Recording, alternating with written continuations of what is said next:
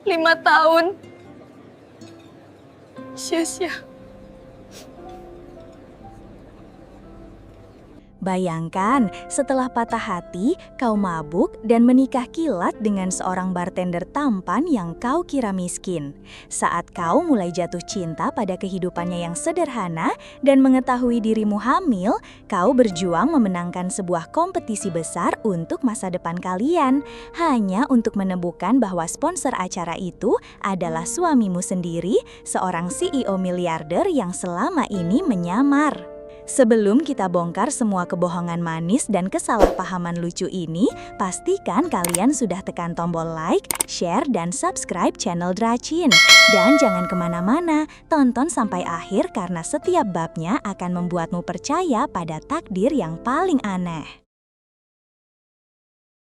Kilauan lampu gantung kristal di ballroom hotel itu terasa seperti pecahan kaca yang menusuk mata Rina. Setiap tawa dan denting gelas sampahnya terdengar seperti gema yang mengejek kehancuran hatinya. Di atas panggung kecil, Dion, pria yang telah ia cintai selama 5 tahun, pria yang desain cincin pertunangannya telah Rina sketsa ratusan kali dalam buku catatannya, baru saja mengumumkan sebuah berita. Bukan berita pertunangan mereka, melainkan berita pertunangannya dengan wanita lain, putri dari bosnya. Sebuah langkah karir yang brilian, sebuah pengkhianatan yang mematikan. Rina berdiri mematung di sudut ruangan. Gaun sederhananya terasa lusuh di antara lautan sutra dan berlian. Ia bisa merasakan ratusan pasang mata menatapnya dengan kasihan, sebuah perasaan yang jauh lebih buruk daripada kebencian. Ia tidak menangis, belum. Rasa syok itu terlalu besar, membekukan air matanya menjadi bongkahan es di dalam dadanya. Dengan sisa harga diri yang ia miliki, ia berbalik dan berjalan keluar. Setiap langkahnya terasa seperti berjalan di atas bara api. Ia tidak tahu kemana harus pergi, kakinya membawanya tanpa tujuan, menyusuri jalanan kota yang ramai namun terasa begitu sepi. Ia akhirnya berhenti di depan sebuah bar kecil yang tersembunyi di sebuah gang sempit. The Sanctuary, begitu tulisan di papan nama kayunya, sebuah tempat perlindungan. Terdengar pas. Di dalam, suasananya tenang, kontras dengan badai di dalam hatinya. Hanya ada beberapa pengunjung dan alunan musik jazz yang melankolis. Rina duduk di sudut bar yang paling gelap dan memesan minuman paling kuat yang mereka miliki. Gelas pertama ia tenggak untuk mematikan rasa, gelas kedua untuk melupakan, dan gelas ketiga adalah untuk kemarahan. Amarah yang akhirnya mencairkan bongkahan es di dadanya, mengubarnya menjadi air mata panas yang mengalir tanpa bisa ia hentikan. Ia menangis dalam diam, bahunya bergetar, menumpahkan semua rasa sakitnya pada meja kayu yang dingin. Ia tidak menyadari bahwa di seberang bar, seorang bartender sedang mengamatinya. Bukan dengan tatapan kasihan, melainkan dengan tatapan tenang yang penuh pemahaman. Pria itu mendekat tanpa suara, meletakkan segelas air putih dan sebuah serbet bersih di depan Rina. "Kau baik-baik saja?" tanyanya, suaranya dalam dan tenang, seperti alunan musik jazz yang sedang diputar. Rina mendongak, matanya yang sembab bertemu dengan sepasang mata kelam yang teduh. Bartender itu sangat tampan, dengan cara yang tidak mencolok. Wajahnya berahang tegas, rambutnya sedikit acak-acakan, dan kemeja putihnya yang lengannya digulung menunjukkan lengan yang kokoh. Ia tidak banyak bertanya, ia hanya berdiri di sana, membersihkan beberapa gelas. Kehadirannya yang sunyi entah bagaimana terasa menenangkan. Didorong oleh alkohol dan kesepinan yang luar biasa, Rina mulai berbicara. Ia menumpahkan segalanya, tentang Dion, tentang 5 tahun pengorbanannya, tentang penghinaan di depan umum. Ia berbicara pada orang asing ini seolah ia adalah sahabat lamanya. Dan pria itu, yang ia ketahui bernama Leo, mendengarkan. Ia benar-benar mendengarkan, sesekali mengangguk, tanpa satupun kata penghakiman. Saat Rina selesai, yang tersisa hanyalah kelelahan dan sebuah kenekatan yang berbahaya. Ia menatap Leo dan kesepian yang luar biasa, Rina mulai berbicara. Ia menumpahkan segalanya, tentang Dion, tentang 5 tahun pengorbanannya, tentang penghinaan di depan umum. Ia berbicara pada orang asing ini seolah ia adalah sahabat lamanya. Dan pria itu yang ia ketahui bernama Leo mendengarkan. Ia benar-benar mendengarkan, sesekali mengangguk, tanpa satupun kata penghakiman. Saat Rina selesai, yang tersisa hanyalah kelelahan dan sebuah kenekatan yang berbahaya. Ia menatap Leo. "Dion pikir aku hancur," desis Rina, suaranya serak. "Dia pikir aku akan meratapi nasibku. Aku akan menunjukkan padanya." Ia kemudian mengucapkan kalimat paling gila dalam hidupnya, sebuah kalimat yang lahir dari campuran antara patah hati, alkohol, dan pemberontakan. Ia menatap lurus ke mata Leo. "Aku akan membayarmu 2 kali lipat dari gajimu sebulan, menikahlah denganku, sekarang juga." Keheningan menyelimuti mereka. Leo berhenti mengelap gelas. Ia menatap Rina lama, tatapannya yang tenang seolah menembus jiwa Rina, melihat semua kerapuhan dan kekuatan di baliknya. Rina sudah siap untuk ditertawakan, dianggap gila. Namun, Leo justru melakukan hal yang paling tidak terduga. Sebuah senyum tipis yang misterius tersungging di bibirnya. "Aku tidak butuh uangmu," katanya pelan. "Tapi, baiklah, aku setuju." Rina tertegun. Semudah itu? Sebelum ia bisa memprosesnya, Leo sudah melepas celemeknya, menggandeng tangan Rina dan membawanya keluar dari bar. Malam itu, 2 orang asing yang dipersatukan oleh patah hati dan kenekatan berdiri di hadapan petugas catatan sipil, mengikat janji suci yang seharusnya menjadi milik orang lain. Keesokan paginya, Rina terbangun oleh aroma kopi. Kepalanya terasa pusing dan mulutnya kering. Ia membuka matanya perlahan, mencoba mengingat apa yang terjadi semalam. Lalu ia melihatnya. Sebuah cincin perak sederhana melingkar di jari manisnya. Dan di dapurnya yang kecil, berdiri Leo, suaminya, sedang dengan tenang membuat sarapan seolah itu adalah hal paling normal di dunia. Realitas menghantam Rina dengan keras. Ia benar-benar melakukannya. Ia telah menikahi seorang bartender yang baru ia kenal. Kehidupan pernikahan mereka dimulai dengan kecanggungan yang luar biasa. Apartemen studio Ina yang kecil terasa semakin sempit dengan kehadiran seorang pria tinggi di dalamnya. Leo sangat pendiam, namun penuh perhatian. Ia tidak banyak bertanya tentang masa lalu Rina, dan Rina juga tidak bertanya tentang masa lalunya. Mereka hidup dalam sebuah gelembung kesopanan yang aneh. Leo akan membuatkan sarapan setiap pagi, dan Rina akan memasak makan malam. Mereka akan menonton televisi dalam diam, terkadang tertawa kecil pada lelucon yang sama. Perlahan tapi pasti, Rina mulai melihat sisi lain dari suaminya yang ia kira bartender miskin itu. Leo mungkin pendiam, tapi ia sangat cerdas. Saat Rina sedang buntu mengerjakan sebuah desain perhiasan yang rumit, Leo sambil lalu akan memberikan komentar tentang keseimbangan visual atau struktur geometris yang ternyata sangat brilian. "Aku hanya suka membaca, hanya itu jawabannya." Ia juga sangat baik hati. Ia akan memperbaiki keran Rina yang bocor, membantu tetangga tua mereka membawa barang belanjaan, dan bahkan mengadopsi seekor kucing liar yang sering berkeliaran di dekat apartemen mereka. Rina mulai benar-benar jatuh cinta, bukan pada seorang penyelamat atau pahlawan, melainkan pada Leo, pria sederhana yang menemaninya dalam diam, yang tawanya yang jarang terdengar terasa begitu berharga. Ia mulai melupakan bahwa pernikahan mereka dimulai sebagai sebuah transaksi. Baginya, ini terasa nyata. Ia merasa bahagia, sebuah kebahagiaan sederhana yang tidak pernah ia duga akan ia temukan.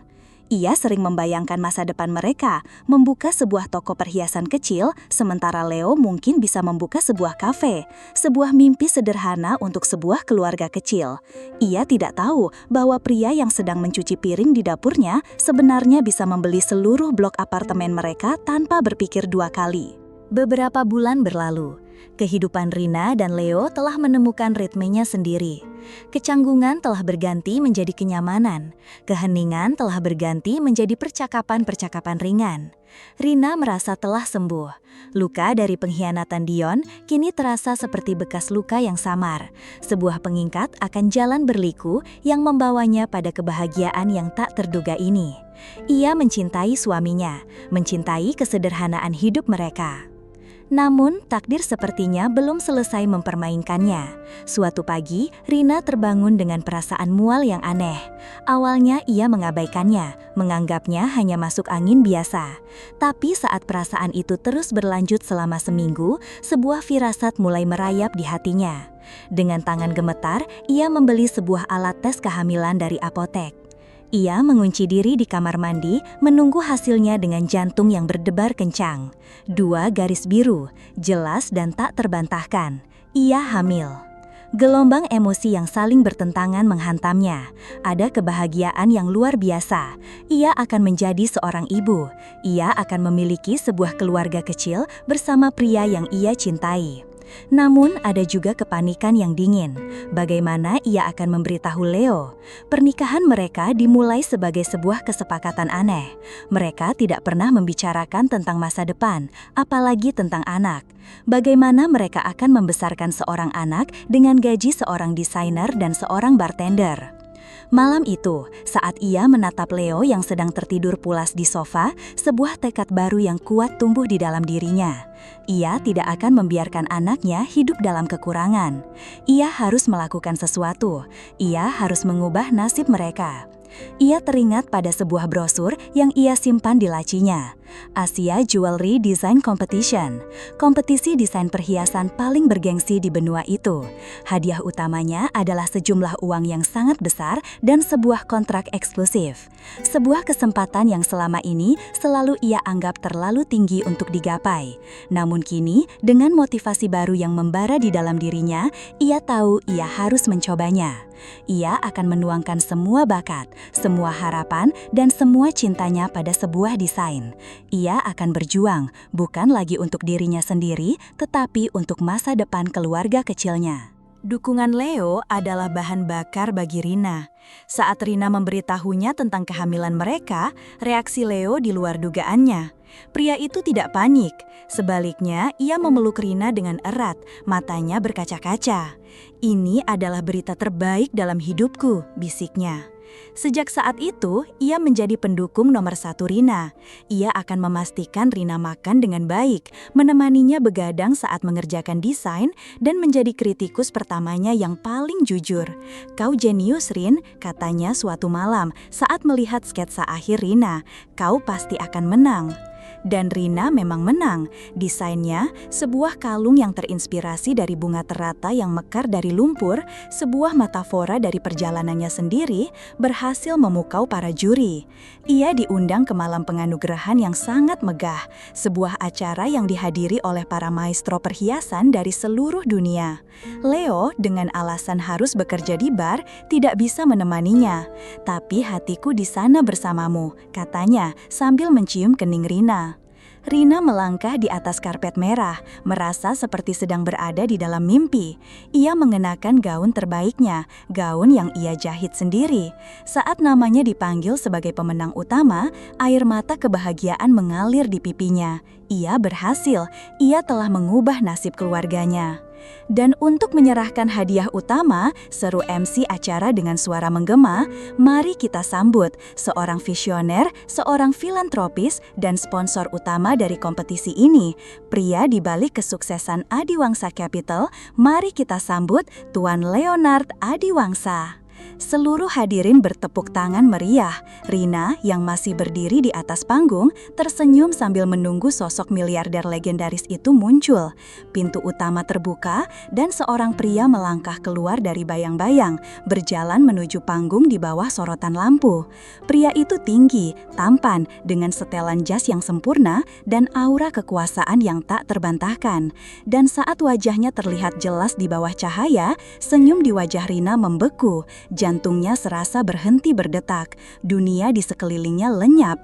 Pria itu, sang miliarder legendaris, sang ketua dewan juri, adalah Leo, suaminya. Pria yang ia kira sedang menyajikan minuman di sebuah bar kecil di seberang kota. Rina tidak ingat bagaimana ia berhasil turun dari panggung. Yang ia ingat hanyalah tatapan mata Leo atau Leonard yang menatapnya dengan ekspresi yang rumit saat menyerahkan piala itu. Setelah acara selesai, di tengah kerumunan yang mencoba memberinya selamat, sebuah tangan yang kuat menggenggam lengannya. "Ikut aku," kata Leo. Suaranya kini tidak lagi hangat, melainkan melainkan dingin dan penuh otoritas. Ia membawa Rina ke sebuah ruang privat di belakang panggung. Di sanalah konfrontasi yang sesungguhnya terjadi. Jadi, kata Rina, suaranya bergetar karena campuran antara amarah dan kebingungan. Semua ini hanya permainan bagimu? Bartender miskin, hidup sederhana, semuanya bohong.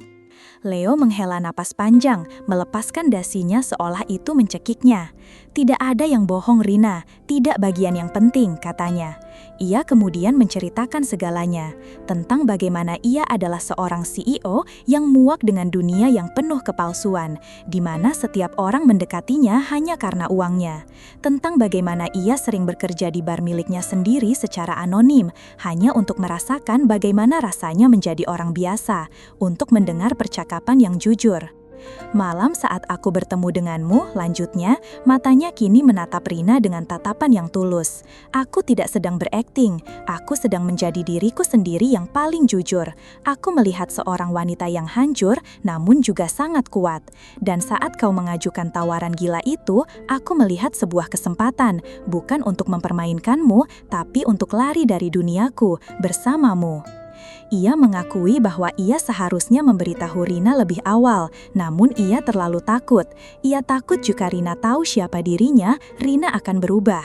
Rina akan mulai melihatnya sebagai seorang CEO, bukan sebagai Leo, pria yang ia cintai. Aku jatuh cinta pada Rina, si desainer perhiasan yang tangguh, katanya, bukan pada Rina yang mungkin akan terpesona oleh Leonard Adiwangsa. Pengakuan itu begitu jujur dan rapuh, membuat amarah Rina sedikit mereda. Jadi, ia tidak sedang dipermainkan, ia justru sedang dicintai dengan cara yang paling rumit dan tidak biasa. Setelah malam pengungkapan yang penuh gejolak itu, mereka kembali ke apartemen kecil Rina dalam keheningan yang canggung. Semua topeng telah terlepas, meninggalkan dua orang yang menyadari bahwa mereka hampir tidak mengenal satu sama lain. Pria yang Rina kira ia cintai ternyata adalah sebuah persona. Dan wanita yang Leo kira ia nikahi ternyata adalah seorang juara desain yang tangguh. Keesokan harinya, Leo datang dengan sebuah usulan. Mari kita berkencan, katanya, sungguhan, untuk pertama kalinya, sebagai diriku yang sebenarnya dan dirimu yang sebenarnya. Kencan pertama mereka yang jujur adalah sebuah pengalaman yang lucu dan canggung. Leo menjemput Rina dengan mobil sport mewahnya, sesuatu yang membuat Rina merasa sangat tidak nyaman. Ia membawa Rina ke sebuah restoran paling mahal di kota, di mana setiap hidangan terlihat seperti karya seni. Namun, di tengah semua kemewahan itu, mereka justru berbicara tentang hal-hal yang paling sederhana. Rina menceritakan tentang mimpinya yang sebenarnya, bukan hanya tentang toko perhiasan, tetapi tentang membuka sebuah lokakarya gratis untuk anak-anak kurang mampu yang ingin belajar seni. Leo menceritakan tentang gairahnya pada teknologi, bukan untuk mencari keuntungan, tetapi untuk menciptakan sesuatu yang bisa membantu orang lain. Mereka menemukan bahwa di balik semua perbedaan status sosial mereka, ada banyak kesamaan yang tidak pernah mereka duga. Mereka berdua sama-sama pekerja keras, sama-sama memiliki mimpi yang besar, dan sama-sama merasa sedikit kesepian di dunia ini. Jadi, kata Rina sambil tertawa kecil, kau sebenarnya tidak suka tinggal di apartemenku yang sempit, kan? Leo tersenyum. Sejujurnya, itu adalah 6 bulan paling damai dalam hidupku, akunya. Di tengah semua kejujuran dan tawa itu, mereka mulai membangun kembali hubungan mereka dari awal. Bukan lagi di atas fondasi kebohongan atau kesalahpahaman, melainkan di atas fondasi rasa saling menghormati dan kekaguman yang tulus. Beberapa minggu kemudian, Rina dan Leo berdiri di depan sebuah bangunan tua yang indah di pusat kota. Dengan uang hadiah dari kompetisi dan investasi penuh dari suaminya, Rina telah membeli tempat itu. Bukan untuk sebuah toko perhiasan biasa, melainkan untuk rumah kreatif cendekia, sebuah galeri, toko sekaligus lokakarya gratis, persis seperti yang ia impikan. Kehidupan mereka berubah total. Mereka pindah ke sebuah rumah yang lebih besar namun tetap mempertahankan kesederhanaan yang mereka nikmati bersama. Leo tidak berhenti bekerja di barnya sesekali. Baginya, itu adalah pengingat akan tempat di mana ia menemukan kejujuran pertamanya. Saat hari kelahiran anak mereka semakin dekat, Rina dan Leo duduk di teras rumah baru mereka, menatap matahari terbenam. "Kau tahu," kata Rina sambil mengusap perutnya yang membuncit, "aku bersyukur kau berbohong padaku." Leo menatapnya bingung. "Kenapa?" "Karena jika kau datang padaku sebagai seorang CEO sejak awal, jelas Rina, aku tidak akan pernah memberimu kesempatan. Aku akan terlalu terintimidasi. Aku jatuh cinta pada Leo si bartender, dan aku belajar untuk mencintai Leonard Adiwangsa." Leo tersenyum, menggenggam tangan istrinya. "Aku juga," katanya. "Aku jatuh cinta pada Rina si desainer yang berani. Dan aku semakin mencintai Rina sang juara yang akan menjadi ibu dari anakku." Pernikahan mereka mungkin dimulai dari sebuah kebohongan di malam patah hati. Namun di tengah semua kesalahpahaman dan penyamaran itu, mereka justru berhasil menemukan kebenaran yang paling murni. Kebenaran tentang cinta yang tidak memandang status, dan kebenaran tentang jodoh sejati yang terkadang datang dengan cara yang paling tidak terduga. Dan begitulah akhir dari sebuah pernikahan impulsif, di mana si miskin gadungan dan si kaya gadungan justru menemukan cinta yang paling tulus. Kisah Rina dan Leo mengajarkan kita bahwa terkadang kebahagiaan sejati ditemukan saat kita berhenti berpura-pura dan berani menunjukkan diri kita apa adanya. Terima kasih banyak sudah mengikuti komedi romantis yang penuh kejutan ini dari awal hingga akhir. Menurut kalian, momen mana yang paling lucu? Saat Rina menguji Leo atau saat identitas mereka akhirnya terbongkar di atas panggung? Tulis pendapat kalian di kolom komentar ya. Jangan lupa tinggalkan jejak dengan menekan tombol like jika kalian suka dengan akhir ceritanya, dan pastinya subscribe agar tidak ketinggalan kisah-kisah tak terduga lainnya. Sampai jumpa di cerita selanjutnya.